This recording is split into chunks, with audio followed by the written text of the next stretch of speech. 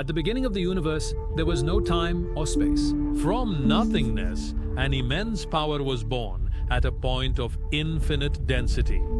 Then, that point began to expand. We call this event the Big Bang. Right after the Big Bang, the universe began to inflate and expand. This expansion was even faster than the speed of light. This period is called the cosmic inflation period. After about 400,000 years, the universe cooled enough and photons were freed. Although all this energy that emerged initially seemed chaotic and unstable, over time, it began to form an order. With the Big Bang, time also came into existence, and from that moment on, it started to flow forward. I have provided a brief explanation of how the universe was born from a tiny point. If you like, let's now go to the smallest point we have theoretically discovered, the Planck scale. Here, time, space, even existence lose their meaning. This is the boundary of reality. What we think of as particles might just be vibrating strings. At the Planck scale, space is not flat. Bubbles boil and disappear like foam. The quantum vacuum is actually not empty. Particles spontaneously appear and disappear here. These particles are actually vibrations of fields. In fact, everything is made up of invisible fields. The forces of the universe are carried by photons, gluons, W and Z bosons. Particles interact in this field, namely the Higgs field, and gain mass.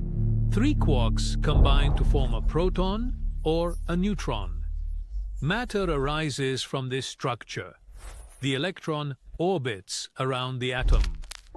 It is small but has a big impact. Protons, neutrons, and electrons combine to form an atom. This is the smallest building block of matter. About 380,000 years after the Big Bang, electrons clung to the clouds around atomic nuclei. As a result, the first neutral atoms formed. The first atomic nucleus formed as a result of Big Bang nucleosynthesis is the nucleus of deuterium, a heavier isotope of hydrogen. However, hydrogen is formed by combining a single proton and electron. Two hydrogen nuclei also combine to form helium. Thus, the universe has begun to create elements. Elements have started to be born in the hearts of stars. Carbon, oxygen, iron. In fact, the building blocks of everything we see come from stars. Atoms combine to form molecules. Chemical bonds are the harbingers of life.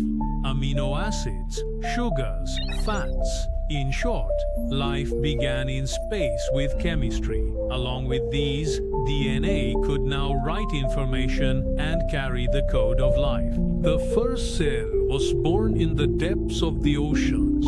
Cells combined to first form tissues and later organs. Each organ formed has established a perfect unity with one another.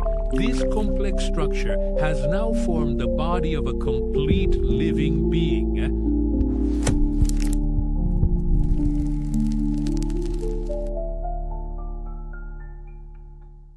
The scale is now starting to grow.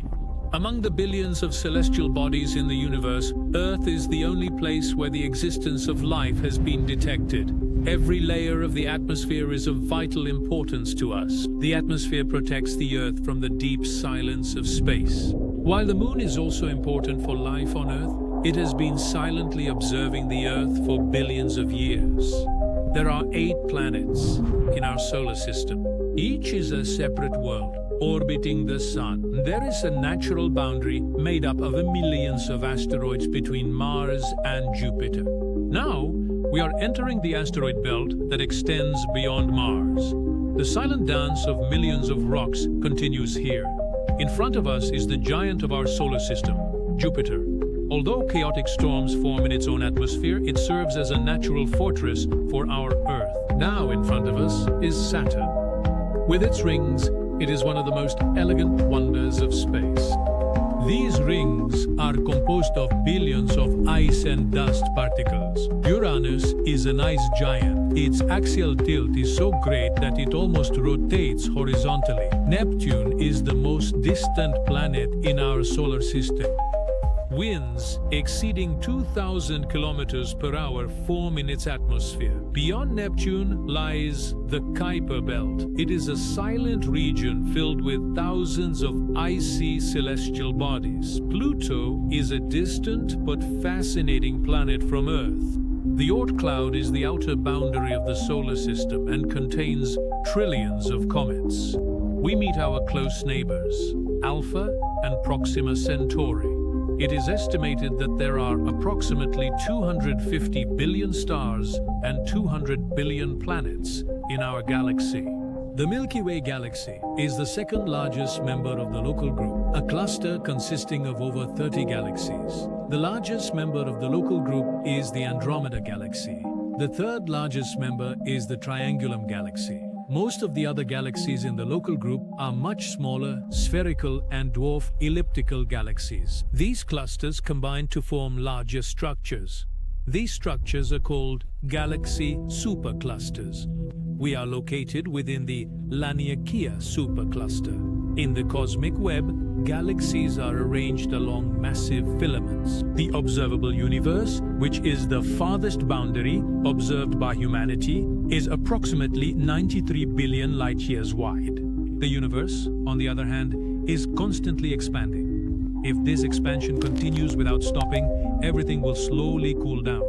As a result, all stars will extinguish, galaxies will drift apart, and an eternal darkness will prevail.